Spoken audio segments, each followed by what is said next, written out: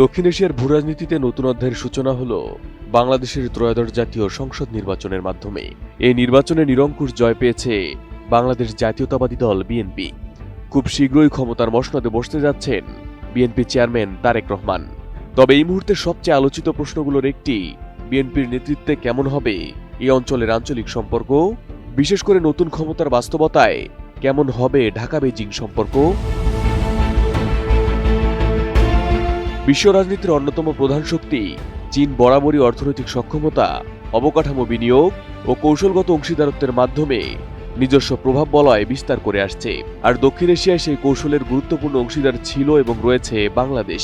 পদ্মা সেতু পরবর্তী অবকাঠামো উন্নয়ন, বিদ্যুৎ ও শিল্প খাতে বিনিয়োগ, প্রতিরক্ষা সহযোগিতা সব মিলিয়ে গত এক দশকে দুই দেশের সম্পর্ক বহুমাত্রিক রূপ পেয়েছে।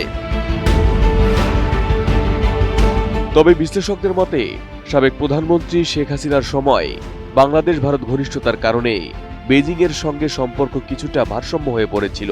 সেই প্রেক্ষাপটে অন্তর্বর্তী সরকারের প্রধান উপদেষ্টা ডক্টর মোহাম্মদ ইউনূস দায়িত্ব নেওয়ার পর আবারও অর্থনৈতিক ও কৌশলগত যোগাযোগ সক্রিয় হয়। গত ১.৫ বছরে উচ্চ পর্যায়ের সংলাপ, বিনিয়োগ আলোচনা এবং আঞ্চলিক সংযোগ প্রকল্পে নতুন গতি লক্ষ্য করা যায়।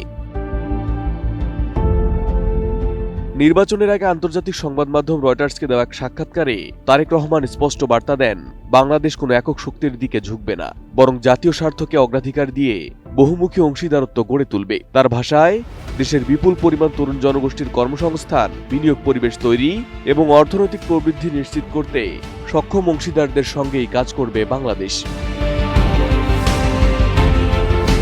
টানা তৃতীয়বার অর্জন করেছে দেশের সেরা সুপার ব্র্যান্ড স্বীকৃতি বসুন্ধরা টিস্যু। এই বক্তব্যকে বেইজিং ইতিবাচক সংকেত হিসেবে দেখছে বলে মনে করছেন কূটনৈতিক বিশ্লেষকরা। কারণ চীনের পররাষ্ট্রনীতি ঐতিহ্যগতভাবে অভ্যন্তরীণ রাজনীতিতে হস্তক্ষেপ না করে অর্থনৈতিক সহযোগিতা জোরদারের উপর দাঁড়িয়ে। এদিকে নির্বাচনে বিজয়ের পর বিএনপিকে অভিনন্দন জানিয়ে চীনের পররাষ্ট্র মন্ত্রণালয় যে বিবৃতি দিয়েছে, সেখানে ঐতিহ্যবাহী বন্ধুত্ব এগিয়ে নেওয়া এবং বাস্তবমুখী সহযোগিতা গভীর করার প্রতিশ্রুতি পুনর্ব্যক্ত করা হয়েছে। বিশ্লেষকরা বলছেন, কয়েকটি কারণে বিএনপি সরকারের সঙ্গে সম্পর্ক জোরদার করতে আগ্রহী চীন। প্রথমত, বাংলাদেশ দক্ষিণ এশিয়ার দ্রুত বর্ধনশীল বাজারগুলোর একটি। উৎপাদন, অবকাঠামো ও প্রযুক্তি খাতে চীনা বিনিয়োগের জন্য এটি একটি কৌশলগত কেন্দ্র।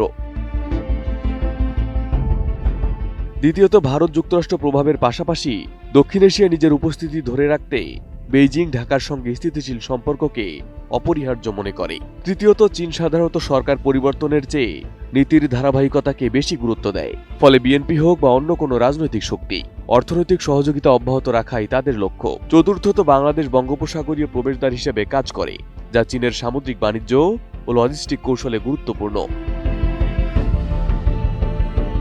বিশ্লেষকদের ধারণা, বিএনপি সরকারের অধীনে বাংলাদেশ ব্যালেন্সড ফরেন পলিসি বা ভারসাম্যপূর্ণ কূটনীতি অনুসরণ করতে পারে, যেখানে ভারত, চীন, পশ্চিমা বিশ্ব সবার সঙ্গে সম্পর্ক থাকবে, তবে কোনো একক শক্তির উপর নির্ভরতা বাড়াবে না। অন্যদিকে চীন চাইবে রাজনৈতিক পরিবর্তনের মধ্যেও যেন অর্থনৈতিক প্রকল্প, বাণিজ্য এবং কৌশলগত সহযোগিতা বাধাগ্রস্ত না হয়। সব মিলিয়ে বলা যায়, নতুন রাজনৈতিক বাস্তবতায় ঢাকা বেইজিং সম্পর্ক আদর্শিক নয়, বরং স্বার্থভিত্তিক বাস্তববাদী অংশীদারত্বের দিকে এগোচ্ছে। এখন দেখার বিষয়, তারেক রহমানের নেতৃত্বে বিএনপি সরকার গঠিত হওয়ার পর কেমন হতে যাচ্ছে ঢাকা বেইজিং সম্পর্ক। Arif Hasan, ATN news.